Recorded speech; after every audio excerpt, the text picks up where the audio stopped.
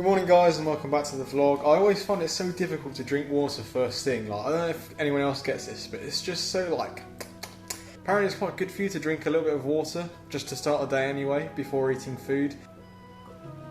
It's just hard to drink, I don't know, maybe it's just me. Anyway, this morning I've got a 6k to do. You might be able to tell I'm quite tired. Stayed up quite late last night. Every time I do it I regret it. Anyway, before I delay this anymore, let's head out on the run. I'm just walking into Hainsbury Head. What I do is I run with him off the lead, and then at the end I run with him on the lead, whereas on the way there he needs to go to the loo. So obviously I can't, if I tried to start running straight from the door, I'll just keep getting interrupted. Let him do his business and then crack on.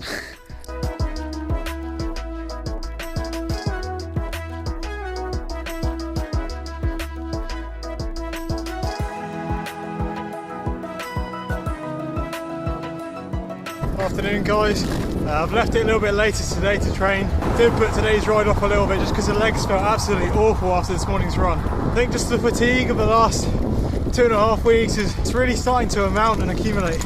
I can sit at steady effort, so obviously yesterday I was doing my threshold fine. With a 10-minute threshold effort 4 times, you get up to the power and you just diesel engine it and you just hold on. Whereas anything above that, anything snappy, anything sprinty, my legs are just completely dead. The plan today did originally say 3 hours with sprints. I'm going to shorten it to about 1.5 hours, 2 hours, still do some sprints. But what I've noticed is how shockingly poor the sprints are. I haven't looked down, but bearing in mind I have my power meter set to 10 seconds, but I haven't seen 8 anything so far. And I've been giving it the beans. It's just not there. I'm definitely not a sprinter by any means. I didn't pick the camera up again because it was pouring down with rain. Anyway, I think I did about 8 or 9 sprints in the end. As much as the numbers were pretty shoddy, and even shoddy relative to my own numbers, I actually had a lot of fun going out and riding in the pouring rain at a steady zone 1-2 and then just sprinting off a few hills. That's fun. It's kind of ironic, but this leads me on to the topic of today's video, which is why I'm doing so much volume at the moment. Why am I just riding 4 hours like it was almost my standard ride? Like, what's going on? Because I've had a few questions and I've been talking to a few of my uni mates regarding why on earth I'm just doing massive weeks, even when sometimes I don't want to. So let me just shower, get some food, and then I'll sit down and have a little bit of a chat. Alrighty, so I've just come out the shower, and before we get into the reason why I do so much volume, I want to show you a quick meal pack for time pressed. In these packs, they say a serving is half a pack. I would say 1 pack is good, but I have 2 packs. All you have to do, boil the kettle.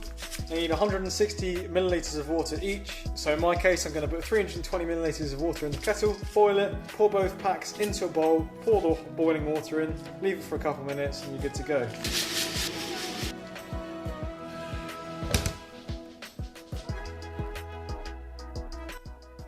So, why am I just riding my bike so much at zone 2, and why am I doing all these miles and all this volume? I haven't actually done this many miles ever before. Last winter I was struggling to hit 10 hours, and I'm regularly almost at the 20-hour mark. I've sort of structured my training, so it's 3 weeks on, 1 week off, and the idea is that over the course of those 3 weeks I gradually increase the durations in zone, reduce the rest times, gradually, progressively overload my body, and then I have that rest week to hopefully bring down the fatigue massively, and obviously my fitness will drop slightly, but the idea is you go build, and then obviously like that, and then you kind of zigzag up like that, as opposed to getting burnt out if you're going constantly up, because you just get so fatigued and so tired you just crash, or not ever doing enough to stress your body, and then you just won't really, you'll be like all over the place, you won't be really progressing. So what seems to be the general consensus amongst most coaches and experts in the field is that the bigger the aerobic base, the more gains you'll make once you start doing the top end work. And my top end is pretty shoddy at the moment, my VO2, my sprints, but I've just been working over the last few months, just getting in that volume, building up that base. I just feel like I'm like a diesel engine, I can just churn it out, and with enough food and with enough nutrition, I can just bang it out, and I don't know how to describe it, but I just feel fit. So there are 2 main reasons behind why I'm doing this amount of volume. The first is that long course triathlon, we're talking half Ironmans, eventually Ironmans, is my long run goal and the reason why I'm getting into triathlon. My first few tries, hopefully, will be more sprint distance, Olympic distance, because you've got to start somewhere. I'm not going to jump straight into half Ironman without ever doing a triathlon before. I mean, firstly, I'd just die in the swim and probably not get my nutrition right, and I'd take 10 minutes in the transition. So I've got to practice all those kind of things first. But essentially, for those more long course events, you need that big aerobic motor, because a half Ironman can take 4, 5, 6 hours, and a full Ironman, I'd be doing well to go sub 10, you know, just to finish it is just, it's the whole day of exercising constantly. So just getting used to that volume and my body becoming more efficient at dealing with that kind of training load, and I think it has, to be honest. It's absorbed it very well, and as I said, I have felt myself getting very fit. Relative to me, of course. I'm not that fit in the general scheme of things. There's plenty of guys way fitter than me. Now, the second reason for doing all this aerobic work and this massive amount of volume is it builds a solid foundation for when I then move up in the zones and start to put the cherry on top, if you like. The way I was speaking with my mate Lloyd about it, I think a few months ago, is, you know, the bigger the base, the more top end will be effective. I believe that I will make more gains doing all this volume, and then as we progress into sort of March, April, May, then I start reducing the volume, doing hill repeats, doing 2 to 3 minute efforts, doing sprints, all those kind of things, really firing the legs up, getting them going. And I think I'll make more gains having done the aerobic work as a foundation in the first place. Now, I'm aware that there are plenty of people fitter than me that do a lot less volume, and with that less volume they increase the quality of their sessions, and obviously there's something to be said for training smart with limited amount of time, but I don't think you can beat big volume and quality. And I could have been doing 6 to 8 hours a week on the bike this winter and just doing Zwift racing, and right now I would definitely be fitter if I'd done that. If I had done far less volume, my legs stayed fresh, and I was just doing crits and chain gangs and smashing it and KOMs, I would definitely be fitter now. My top end would be way better.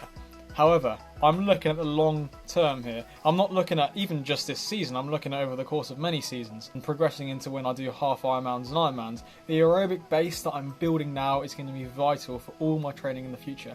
But let's focus on this season just for a second, from the perspective of crit racing and road racing in terms of just my bike. Building this aerobic base allows me to hopefully, when I go on to do that top end training, to then suddenly make gains and get to a point that I wouldn't have been able to do just doing that high-end work all the way through the winter. And that's what I'm hoping, and I think many people that I know have experienced very, very good benefits of this. So basically what I'm saying is I'm trusting the process and just hoping that all these big miles are going to pay off.